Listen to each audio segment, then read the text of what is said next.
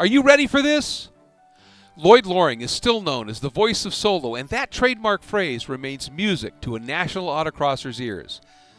Seldom does an individual contribute to the club in such a way that he starts a worker specialty based on his talents, but such is the case for the South Bend region member. While participating as a successful driver in a Porsche 356 and working on South Bend's traveling tech team, Lloyd discovered his skill and passion for announcing. Serving first at local events and in the CENDiv Solo series, Lloyd quickly became the first announcer at Solo Nationals. Although now largely retired from announcing, the 92-year-old continues to call select South Bend region road races and autocross events. He is a member of the CENDiv Hall of Fame and a Curt Thews Award winner from his home region for the member who has given unselfishly to the success of the region. And the Great Lakes Division has recognized his remarkable legacy by awarding the Lloyd Loring and Jeanne Ruble Achievement Award, given annually at the Great Lakes Division Solo Championships Spring Training Weekend. Are you ready for this? Lloyd Loring is now a member of the SCCA Hall of Fame.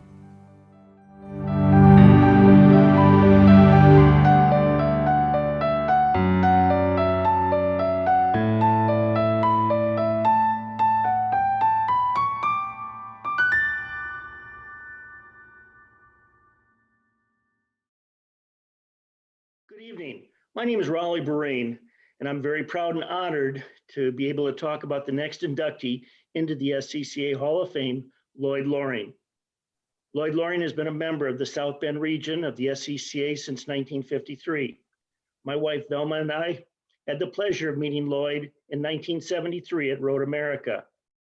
If you had been to Road America in the 70s, you remember the pagoda that was on the inside of the track at start-finish line. It was very small, so timing and scoring had to be down at the bottom of the hill in turn 14.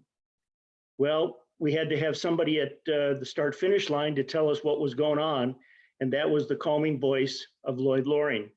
Lloyd Loring and a small team would let everybody know at the start of the race, at the finish of the race, and also who was leading during the race. At the end of our first weekend there at Road America, at the end of the day on Saturday, everyone sitting around having some cheese and crackers and an adult beverage, and we had a chance to meet Lloyd, the voice, and put the voice and the name and everybody together. That was the start of a very, very long friendship with Lloyd Loring. In fact, I spent the next 6 years on the bridge at Road America in every regional, national, and pro race, working with Lloyd and making sure that we help timing and scoring. Lloyd has been a guiding light for the South Bend region and for Central Division. He has held every job on the board of directors for the South Bend region, and he has been the newsletter editor for their newsletter for more years than I can count. He also helped them set up their new website, and he's really been there to help them at all times whenever they needed help. All the while he was participating in rallies, he would go to solos, he would work solos, he was working road races, he was doing all of those things and trying to give back to the club and help as much as possible. Along those lines, he always felt communication was the most important thing. And that was communication at the regional level and communication at the CENDiv level. And he started in Central Division. He was the person that really put together the first CENDiv roundtable. And the roundtable was a 2 to 3 day event in the end of the season, at the end of the competition seasons, where everybody would get together and they would talk about what's happened the past year. They would talk about what's going to happen in the new year. And we would go through specialties. But most importantly, all of the regions got a chance to talk together and share ideas. And it was that sharing ideas that really was the groundwork for that meeting.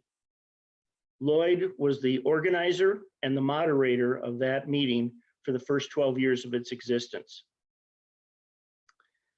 When you look at it, though, he kind of decided in the 70s that he probably wasn't going to be a national champion in solo. So what he did is he fell back on what he does so well, and that's communicate. He became an announcer for all of the South Bend solo events. He started out working out of his car, and with working out of his car, he set up speakers and he set up a PA system so that he could let people know what was going on.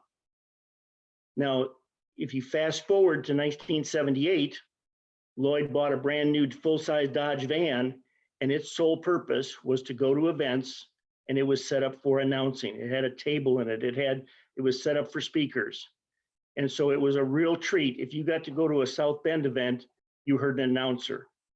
In those days, when you went to a solo event, the only way you knew what was going on is at the end of the day, you went over to the scoreboard and saw how you had done. Well, that was not the case if you went to a South Bend event.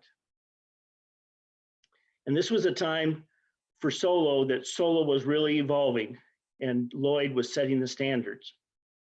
In 1981, Velma and I had just started soloing when we moved to Ohio. And with this, in our first year of soloing, in that June of that year, we decided to go to Portage, Indiana for the Portage Grand Prix. And the Portage Grand Prix was a race in the streets. We get there, and whose voice do we hear but our friend Lloyd Loring. Lloyd was announcing so that all of the competitors would know what they were doing, but the hundreds and hundreds of spectators at that event would also know who was doing well, who needed a little bit of help. He was the voice of solo. Over the next few years, he became known as the voice of Solo 2. Everyone wanted to be like Lloyd. Everyone wanted to announce like he did. You know, you look at it, you look back, and in 1982, Lloyd went to the first national championship for him. And it was 1982. It was at Marriott's Great America in Gurnee, Illinois. In those days, we had two courses. They both ran at the same time, and you competed on both courses in one day. Lloyd announced every run for every competitor on those two courses in 1982. And like I said, at that point, everybody really was experiencing the fun of listening to Lloyd Loring. In 1985, Lloyd wrote an article for Sports Car Magazine. The article was called The Confessions of a Loudmouth. He talked about what it was like to announce. He talked about how to communicate with people. He talked about kind of the do's and don'ts. But the big thing, he said, is always make sure that you respect the people. If they were first in their class or they were last, reporting their time and announcing their time was important. And he mentioned in the article, you never know who is in the crowd. It could be their son or daughter, could be their wife or husband, could be their mother. It was important to make sure that everybody was able to hear their time no matter where they finished. Realistically, everybody that was soloing after that wanted to go to an event that Lloyd Loring was at. The one thing, though, too, that Lloyd became very famous for is if you had a great run, he was going to let you know that you had that great run. I hate to say it, but I didn't get him to announce that great run for me very often. But the saying was, "Are you ready for this?" And then he would say, "That great time." In '86, he became the editor for a newsletter for the then brand new CENDiv Solo series. The thing that he did, just as he had done before, is to communicate. He went to every region in the division and got their solo schedule. He put it together in one calendar. So if you had a weekend open and you wanted to go to a solo, you looked at Lloyd's calendar. And at that point, you found out where you could go for that weekend. Lloyd did all of these things over the years. Like I said, you know, he was working races, he was going to solos, and he did all of this because of the love of the sport. Lloyd Loring, I believe, is really one of the good guys. And I very much appreciate being able to help him get into the Hall of Fame. And tonight he really deserves that honor. Thank you. I want to thank Raleigh Breen for all that he has said about me, because I do things for him in the same way that he did stuff for me. It's been a grand and glorious uh, several decades of participating in the SCCA, and it's been my pleasure to know Raleigh and other people like him, and I'm very happy that he has made this recommendation to let me join SCCA as a longtime member, and we're very happy here. All right. I'm William Loring. I'm Lloyd's son. Just a little boy to me. I'm wearing my 25-year pin. So I've been in SCCA for a long time as well. Got to see Dad in action many times, announcing for events. You know, when I was very small at road racing events, and then when I got to adulthood, then at autocrosses, and then I started racing and went to lots and lots of events with you. And it was always clear that, as Raleigh had said, that people were really happy to have you there. You could bring such clarity to the event that people would obviously would know what was going on, would know how they stood with their competitors, but it was always in that friendly and kind and generous way that was really your trademark. And yeah, those "Are you ready for this?" were rare, but they were really appreciated when you could earn one. And you know, I think somebody else that I think we need to bring up in thanks is when you started announcing, you didn't do that alone. You had a partner in announcing for quite a few years, didn't you? Yeah, I had Jeanne Ruble as my co-announcer. She kept track of all the scores so that I could look down and know exactly where everyone was and who deserved to have a little extra boost. And also, even the people that were just starting out and needed to find out how they were doing, we were able to tell them, look, you may have gotten your first autocross today, but in the second run, you improved by so many seconds. And the third run was even better.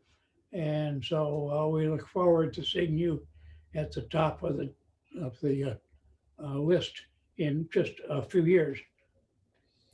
Yes, you know, it was always so much fun to watch you and Jeanne work together because you were constantly talking on the mic, so she almost never said a word, but she would communicate to you. And of course, this was all on paper because there were no computers, there were no laptops, there was none of that. So you guys had an elaborate sheet that you worked out where you had all the things written down, and she would point to things and circle things to bring it to your attention so that you would know when somebody had a really spectacular run, she was right there to show it to you.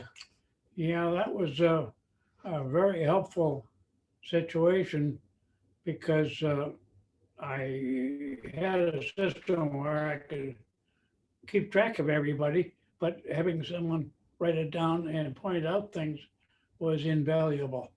Absolutely. Well, I'm Elizabeth, I'm Lloyd's daughter, and I just want to say thank you so much to Raleigh and to his wife Velma for being such dear friends to my dad through the years and for their part in making this happen.